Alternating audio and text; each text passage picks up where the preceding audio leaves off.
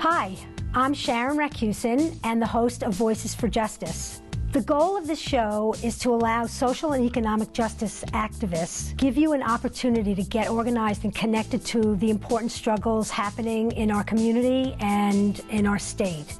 You're not alone. Join us. Healthcare is a human right. Hello, welcome to the show. With me in the studio is Fran Brokaw, retired general internist and palliative care physician, and Sarah Rosenstein from the Students for National Health Program at Geisel. She's the co-founder and a third-year medical, will be a starting third-year medicine at Geisel. And we were, in our last show, speaking about a letter that was sent to the Office of the Dean of Geisel about implicit bias and other things, and how students are taught medicine. And so we are now going to talk about the diversity of the student population. And I want to preface this discussion with the fact that I'm a white woman, and we are three white women, and as Fran so beautifully stated, that there are going to be blind spots in our knowledge of minorities and diversity. So let me start by asking Sarah, how diverse is the student body, and what kind of diversity are you seeing in the student body?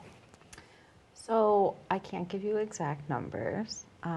We are obviously majority white, as I think most med students are. We're 60% female, 40% male, that number I know.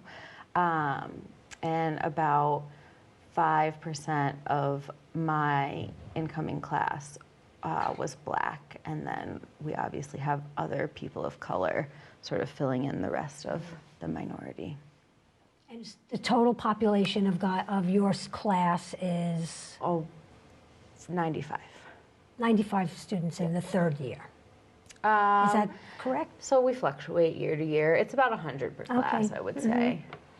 And so when we talk about diversity, though, we're not just talking about race. We're talking about other things. And in the last show, you talked a lot about the script when you're learning how to speak to a patient.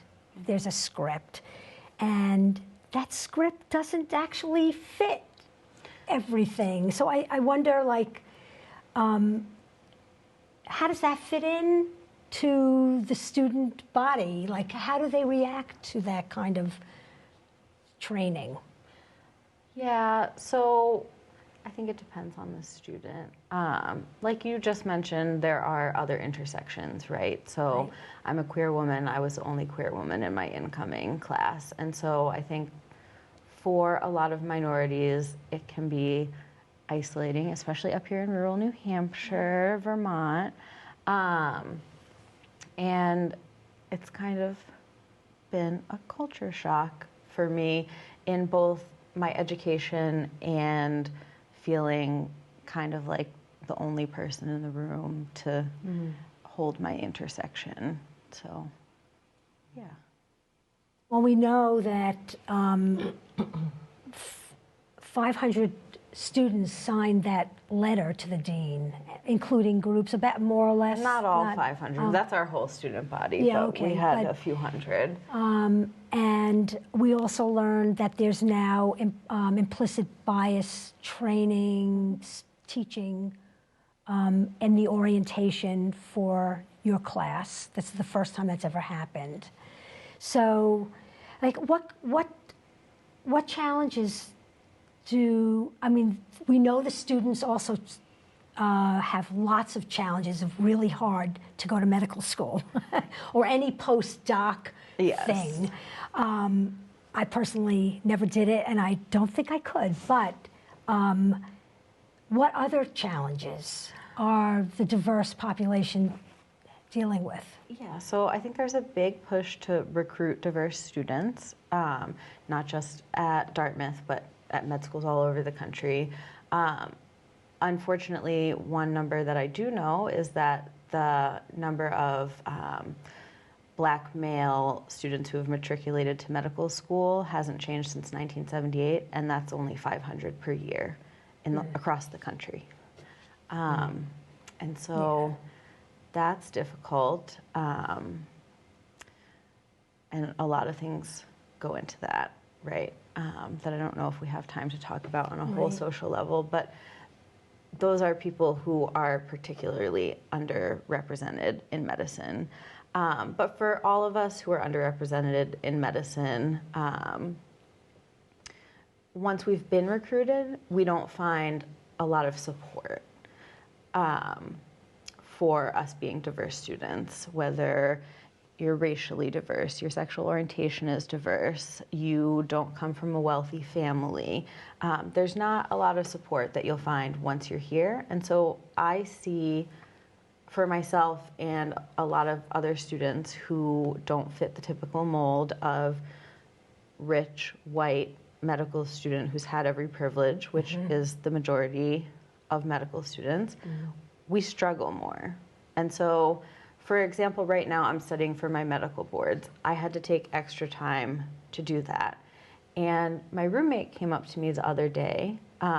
She's also a gay woman. And she said, "Did you notice all the people who had to take extra time to study for their boards are either Black, brown, gay, or poor, and everyone else was able to just move on?" I think that we started a chant, Black, brown, gay, poor, we won't take it anymore.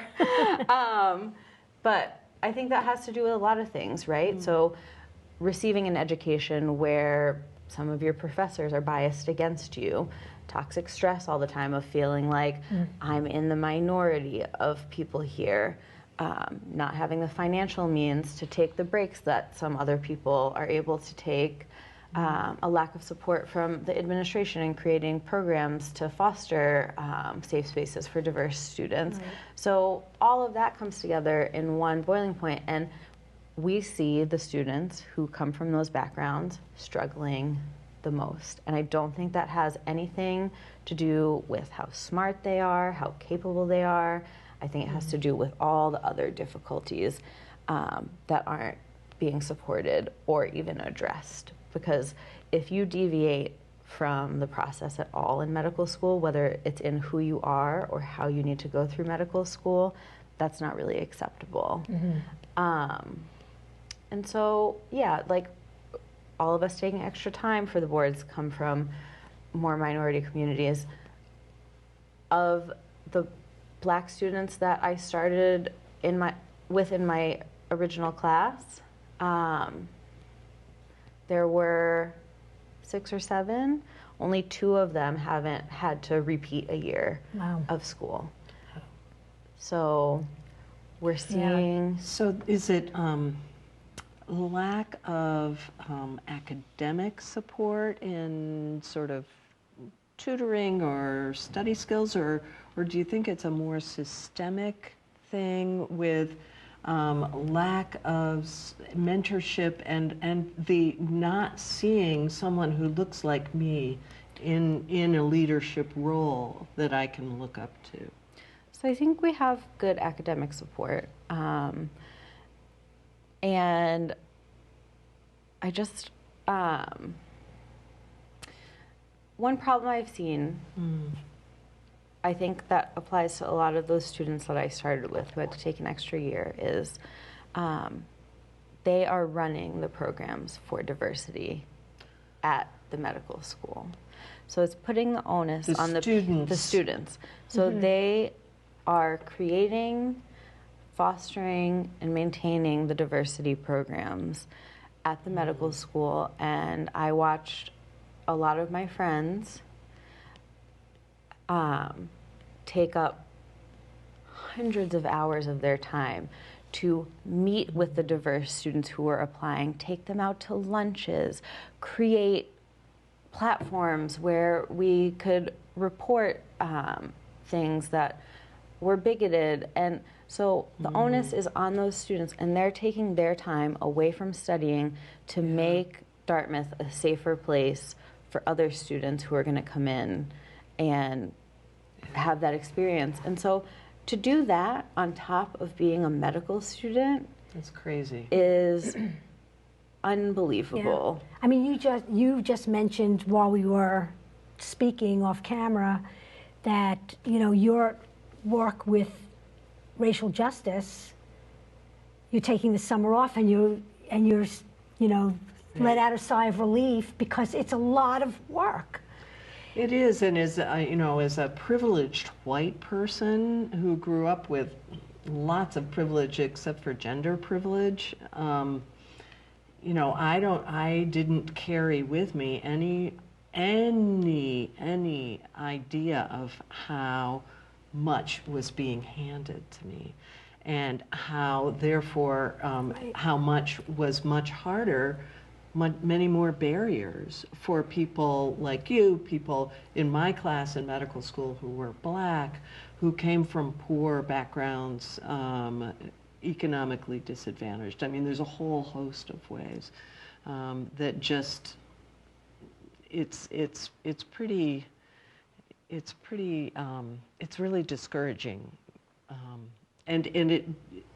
and then you see people sort of lift it up as, well, obviously there's not a problem because XYZ person did it, and now she's a dean, so there's no problem, and that is just patently false. Yeah, that is, you've really laid it out very succinctly, the challenges and the lack of support. This is going to take a lot of time to change, and hopefully the administration is listening and understanding, but like with everything, they're going to have to be confronted with the things that they're so unaware. They don't know what they don't know. They don't know what they don't know. They do know enough, though, to ask students from minority groups to be the ones to advocate for themselves and to recruit other minority students. Yeah. So they're not completely in the dark on that. Right. And so what would, so we're going to try and help the administration and sort of unpack a little bit. What would adequate support for diverse students look like? Yeah. So I think a top-down approach would be the first step. So for the administration to take this seriously and as something that's important in medical training rather than just book knowledge. So I think putting the onus on them to create the programs to support these students rather than having us do the work while we're also medical students. I think that would be one huge change.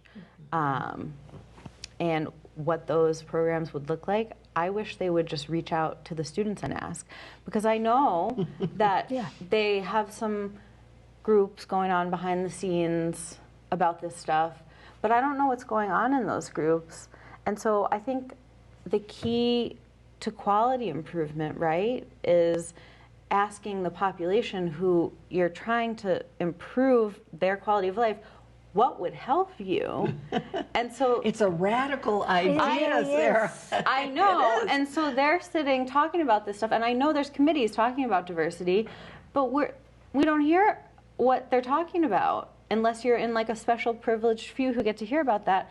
And no one's asked me in 3 years what would help you as like a student who comes from an economically disadvantaged background, or as a queer student, like what would make you comfortable here? No one's asked me that. So I think starting from the administration, taking this seriously, and then also asking students what would be helpful to you rather than just trying to guess. Right. Because then they have to go through this process, right, where they're guessing and they implement a program, and then that program doesn't work, and then they're guessing again until they get it right. But if they just asked, Or they just say, well, we tried, but it just didn't work. You can't satisfy people, or it just can't be fixed. Yeah. You hear I that a actually lot. Which thought, is really depressing. I thought that the students took this activism on their own. I didn't realize that the administration basically said, you need it, do it.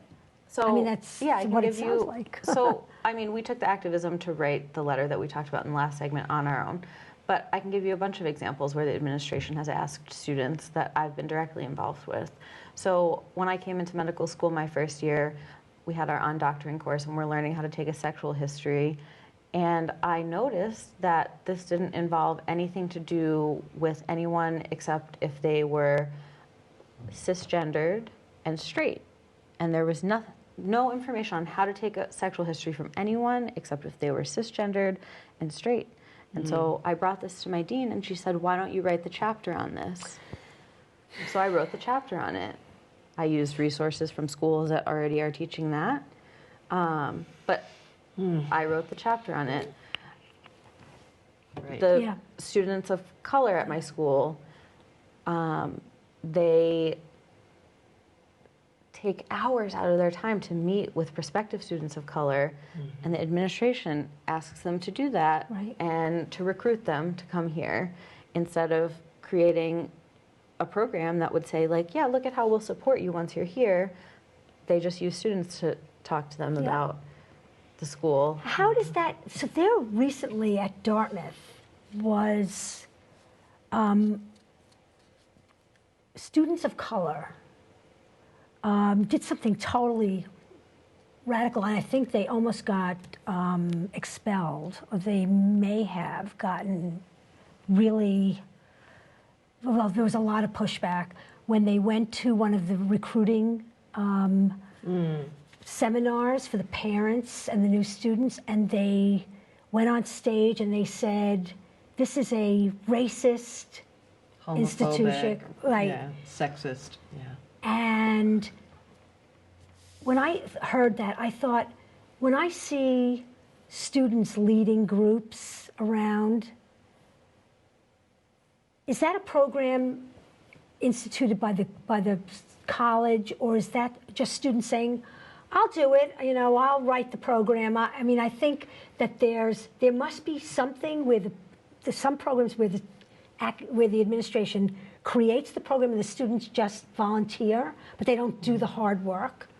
Yeah, I can't speak about the undergrad because we're totally separate from them, but I know that most of the diversity efforts at our school come from the students and not the administration. And, you know, I've personally experienced pushback in that vein as well. So my first year coming in, I was like used to places where if you reported something that was going on that was racist or sexist or homophobic, transphobic, that it would be taken seriously, right? And so I had a doctor teaching me my first year who was extremely homophobic and making homophobic comments, and I tried to advocate as a queer woman and say, this isn't right, this isn't right.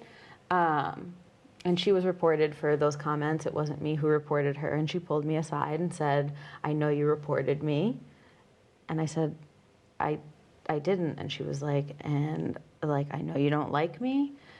And I was like, wow, I didn't report you. I'm so sorry. And so I went to a dean and said, these are the comments that are being made.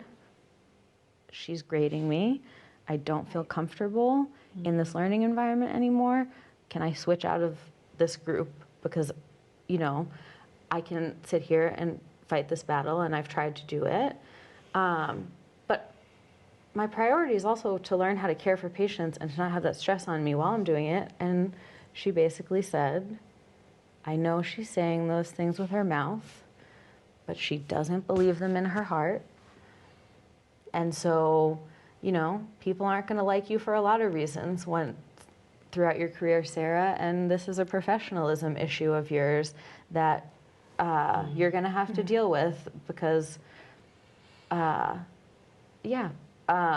so I said, I accept your decision. I'll stay in the class with this woman. But it's just disheartening to think she'll be teaching those homophobic things to, she's had a promotion since then, and she'll be teaching that to other students who are going to go out and perpetuate those things on patients. And that's really what I care about, not me in that situation as much as, you know, people getting a good education. And so, yeah, there's a lot of pushback if anything deviates. Yeah. This is upsetting. It's not just me, I know. you know. I hear students, a genderqueer student came in on her first day, and we don't have a preferred pronoun policy, and she came in and said, you know, this is really distracting me, and a dean told her, asked her, do you know what the other students are doing? They're studying. You should be doing that and not worrying about silly things like this. So that's kind of where we're at. I don't know what your experience was at your medical school when you went, but... So I entered medical school in 1981, so we are talking about ancient years ago. And our entering class was the first medical school anywhere in the United States that had over 50% women. But there was plenty of sexism, racism, that sort of thing. No one even thought, certainly same-sex relationships were very open, and actually there were a number of openly gay women in my class. I was sitting here trying to think if I know of any openly gay men, and I don't. I wish I had been in your class. Well, this was a time of a lot of radical feminism going on in Lansing and East Lansing. So there were, it was that sort of the diversity in the class, and there might have been 10% black students and then a number of other students of color. But it was not reflected in the curriculum or in the faculty. So the faculty were, you know, there were a few women faculty. I think I remember one black male faculty member, and the rest were all white. It's a different area of the country than this is. You know, at the medical school as well as at the college, they have a really hard time hanging on to faculty of color, and they can't quite figure out why that might be. So it's a multi-layered, multifactorial problem. So I would say, in sum, coming around to your question, things are better, but there's so much farther to go. Yeah. And you know, I really think the most important thing that we've said was when you said, you know, what if the administration just asked us what we need? I mean, this is, as you said, it's the same thing when people are trying to help an economically disadvantaged community or black people, or just include them in the discussion. Yeah. Instead of me trying to figure it out, I think this would be a good thing, which is probably not going to work. Ask, what can we do to help you? What would help you? The irony is that there's some discussions going on in the halls, and the students affected don't know what that is, yet the students are being told to just do, you know, putting the whole program on them. And so there's this total disconnect of what are they talking about if they're not actually creating a program, or we don't know that they are. Maybe they are, but it's certainly not with your input. Right, and then meanwhile, the students of color, the black students, the Latinx students, are being asked to do the window dressing, which takes time away from studying. A lot of time away from studying. Yeah. And, you know, constantly hearing micro or macroaggressions in the curriculum puts the toxic stress on a person as well. And so that reduces your productivity in studying. Yeah. So, you know, that's difficult. Yeah. And for people who are neurodiverse, there are not I just don't want to forget them in this conversation. Right. There are not a lot of resources for them at all that aren't outside of the Dartmouth-Hitchcock community. So, Could you explain neurodiverse? Because I so never heard neurodiverse. that Yeah. term. I've never heard it. Neurotypical versus neuroatypical. So the classic thing you hear is people who are on the spectrum, which is kind of a bizarre way of talking That about I it. know. But people who process differently information differently. I'm one of them. Yeah. Or people with a variety of mental illnesses. They also fall under neurodiversity. So there's nowhere for medical students to go to receive any mental health treatment except for at Dartmouth-Hitchcock. And confidentiality being a major concern there. With their obviously. professors and other students being part of their care. Right.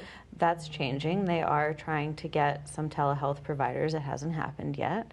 I know there's a committee about this, but again, they haven't asked the students what they need in this area. So it's just kind of like an amorphous thing happening out there, and you don't know what's going on, but when it's your lived experience, that's not very helpful. Right. This is really enlightening for me. Yeah. I mean, I know peripherally, you know, being in just learning and being part of different various groups that, you know, this is a shock to the normalcy of things. It seems to have, you know, built up to a crescendo, and, you know, opposed to saying this is all about political correctness, and this is about real people deserving to be respected. And that's always my pushback when people say this is, you know, identity politics and this is made up. And I'm like, no, you've got to face this fact that people are different. And at Geisel, it's about excellence in medical education, and it's about excellence in medical care.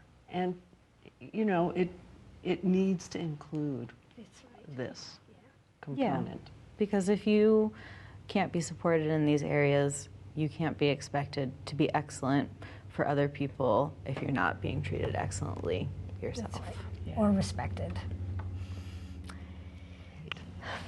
We have, this conversation could go on, but we're going to end it right here. Thank you both for being here with me. You, and thank you, Sarah. Hopefully, Both. I think at the end there's a lot of material. I'm going to have CATV post the links so that people can read more. Yeah. And we'll continue talking about these things in the future. Great. Thanks.